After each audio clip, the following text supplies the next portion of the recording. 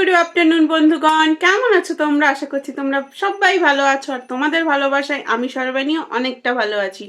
গুডু গুডু afternoon বলেই আজকের ব্লগটা স্টার্ট করছি, কারণ গুড মর্নিং সাইডে কোথায় চলে গেছে। সকাল থেকে ব্লগ স্টার্ট করিনি, তার কারণ না হয় নাই বললাম, মন মেজাজ সবসময় ঠিকঠাক যায় না, বুঝছো?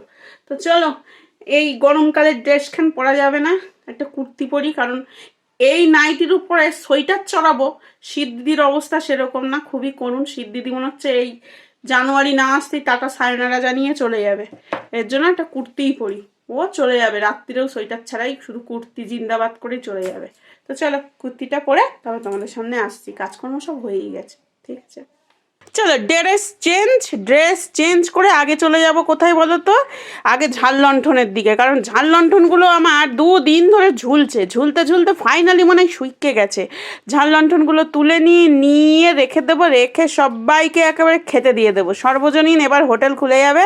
তো চলো ওই কাজগুলো করে নিই। আর দেখো, মায়ের সারাটা দিন এই ছাগলের পেছনে চলে যায়, টুকটুক করে কম কাজ থাকে না। এই ছাগলের পেছনে যদি আমায় লাগতো তো আমি পাগল হয়ে যেতাম। আর এই দেখো আমার পাগলি কি করছে, আমার কোকো, ও দেখলেই হয়েছে, এ একেবারে কোলে ওঠার ওস্তাদ। মেয়েকেই কোলে নেওয়ার টাইম পায় না, তো কোকো সুন্দরীকে কি কোলে নেব?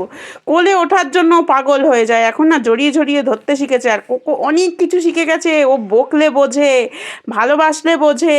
আর ওকে যদি গলার দড়ি ছেড়ে দেওয়া যায় না, বাইরে বেরোনোর প্রচুর চেষ্টা, তখন হাজার ডাকলেও কাছে আসবে না। দেখো যে কী রন্ধন করেছিলাম, মাছের ঝুল ছিল কালকের রাত্রের, সেই আলু বেগুন দিয়ে ঝুলটা মোটামুটি লেগেছে, খুব ভালো লাগেনি। আর করেছিলাম মূলোর শাক ভাজা, আর ছিল তরকা ডাল। তো চলো, রুটি দিয়ে তো খাওয়া হয়েই গেছে, তো এবার মাকে একটু ভাতের সাথেও দিয়ে দেবো, আর আমি একটু রুটি দিয়েও খাবো। আর এই বিনিময় প্রথা দিদি দিয়েছিল ভেজ ডাল। তো চলো কোকোর খেতে দিয়ে নিই, ওদের দুজনকে খাওয়ানো হয়ে গেছে, মানে মেয়েকে খাইয়ে দিয়েছি আর মাকে খেতে দিয়ে দিয়েছি। কোকোকে মাছ দিয়ে ভালো করে চটকে চটকে ভাত দিয়েছি। কোকো আমার একদিনও নিরামিষ খেলে ঠিক থাকবে না, মানে নিরামিষও মুখেই দেবে না কোকো। আমাদের যাও বা চলে যায়, কোকোর চলবে না। তো চলো ওকে খেতে দিই নি। আর কি পাগলামি করে দেখো, কি পাগলামি করে। আর যেহেতু এখনো ওর ভ্যাকসিন হয়নি, প্রাণের মায়া খুব ভাই, খুব ভয় লাগে জানো তো এই টাইমটা। এই জন্য আমি ভাত ঠিক করে ওকে দিতেই পারি না, মানে এই যদি কামড়ে দেয় তো হলো। আর যেহেতু রোড সাইড কুত্তা, তো এর জন্য দেখবে ওদের কিন্তু জন্মেই বিষ হয়, এর জন্য ভয় লাগে। দেখো কি অবস্থা দেয়া হলো, নিজের খারাপও লাগে এইভাবে খেতে দিতে। তো চলো নিজের পেট পুজো করা যাক। এই যে একটা রুটি নিয়েছি, যেহেতু তরকা আজকে রয়েছে, তরকাটা বেশ কিন্তু ভারী, আর ওই বিনিময় প্রথার ডালটা সেটা আমিই খেলাম। খেয়ে দেয়েই ফুল চমক, সেটা চলে এসেছে কি হরেক মাল 20 টাকা। এগুলো কিন্তু 20 টাকার, জানো তো, থালা বাটি সব 20 টাকার। তো চলো 20 টাকার মাল আসছে, নেবো না তাই হয়? সাজগোজের জিনিস ছাড় হবে, কিন্তু 20 টাকার জিনিস ছাড় হবে না। শুধু আমি না, দেবাগ্নিও চলে এসছে কেনাকাটা করতে। কোনটা নিবি দেখে নে।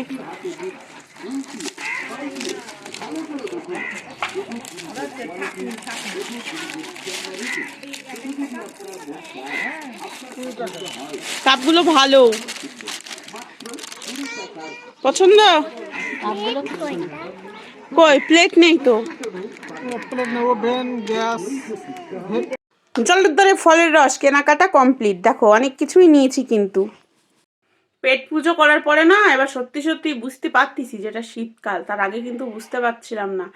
অন্যান্য মানে বছর কি হয় বলতো, শীতের ইউনিফর্ম গা থেকে খোলে না, পুরো সোয়েটার সবসময়ই থাকে। এর জন্য শীত করে দেখবে স্নান করলেও ফ্রেশনেসটা বেশিক্ষণ থাকে না।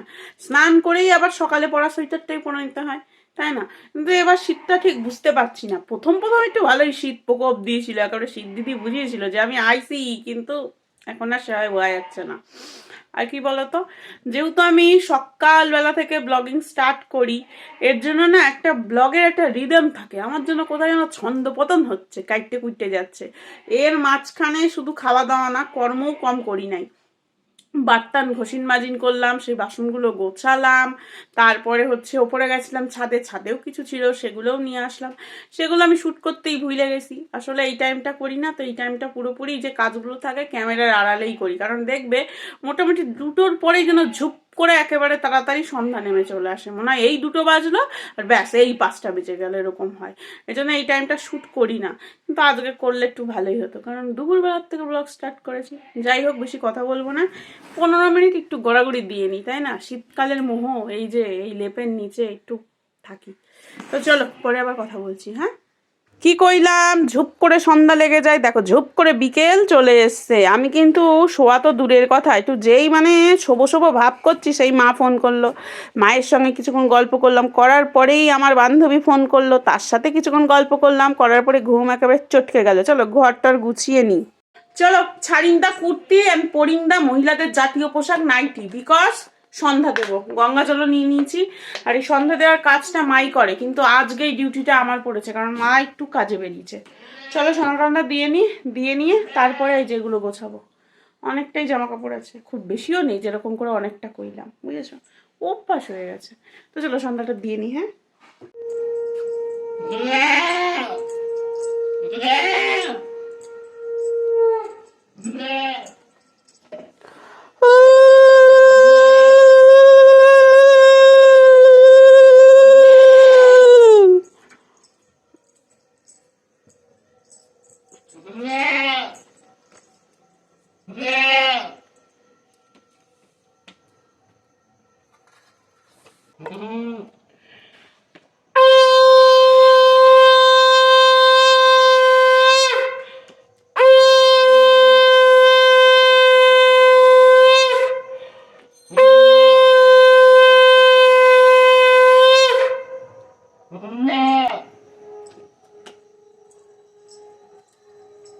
चलो गरम पानी कर लियो, लेके हम नीच के लिए बनाएगा या फ्रेश, बिकॉज घर में कोई नहीं है, हम अकेला है।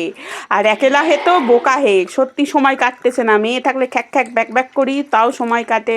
মা থাকে একটু পুটুস পাটুস করে গল্প করি, তাও হয়। মা মেয়ে দুইজনই কোথায় চলে গেছে।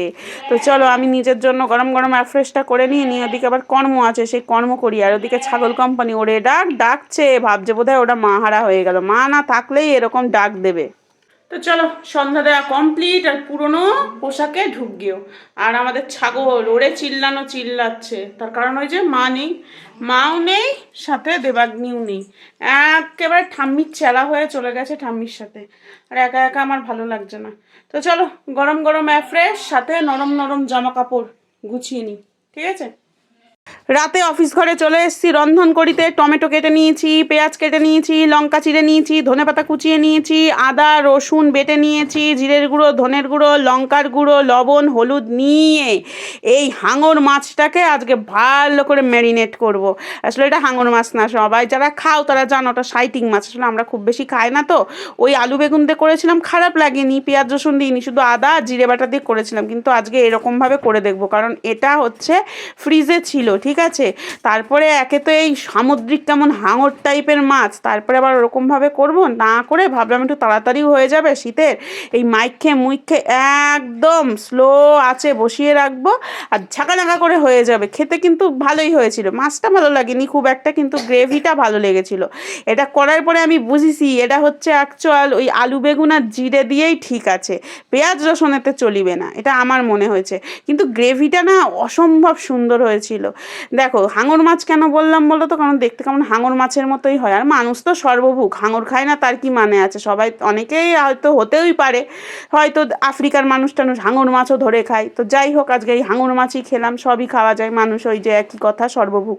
দেখো একটু উল্টে পাল্টে নিলাম, একটু একটু ভেঙে গেছিলো, খুব বেশি না। তবে এই যেভাবে আমি রান্নাটা করেছি না, এই রান্নাটা যদি রুই কাতলা বেশ পাকা মাছ হবে সেটা যদি করা যায় না, দারুণ লাগে, খুব সুন্দর লাগে খেতে। দেখি রুই কাতলা যদি এবার আসে এইভাবে করব। আর গ্রেভিটা না অসম্ভব সুন্দর হয়েছিল, আমি একটুখানি চেখে দেখেছিলাম। লোভ সামলানো যায় বলো, কিরকম লাল লাল সুন্দর সুন্দর লাগতেছে, আর হয়েও যায় তাড়াতাড়ি। আমি একেবারে মাইকে মুইকে চলে গেছিলাম টিভি দেখছিলাম, আর এসে পুটুস পাটুস করে একটু উল্টে পাল্টে দিয়ে যাচ্ছিলাম। দেখো কেমন দেখতে হয়েছে, খেতেও কিন্তু অনেক সুন্দর হয়েছিল। তো চলো আজকের জন্য বিদায় নিচ্ছি, টাটা, সবাই ভালো থেকো।